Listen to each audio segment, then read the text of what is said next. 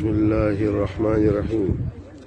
زما عزیزانو قریبانو موږ په دا وخت کې د جنت البقیع مدینه منوره په هغه تاریخي قبرستان د حضرت حلیمې سعدیه رضی الله تعالی عنها و مزار مبارک ته ولاړ یو.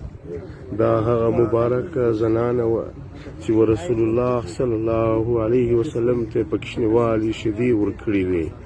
یو ورځ صحابه کرام ناست ول، یو زنانه راله، نبی علیه السلام استقبال ورلی، د ډیرې تلوارې سره پټو چادر مبارک یې لسو او بیا یې چادر ورته هوار کړي او بیا یې شیدې ورله راوغوښتلې، شربت یې ورله راوغوښتی او په ډېر خپل چادر مبارک یې کښېنوله او په ډېر غټ اعزاز یې دغه سره رخصته کړله.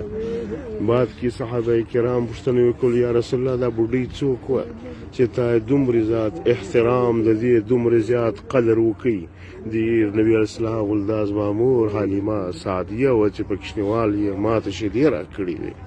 دا هغه مبارکه زنانه د رسول الله بچی پیدا سو عبدالله چې طاهر هم نومېدی، طیب هم نومېدی، مطیب هم دا نومونه وو.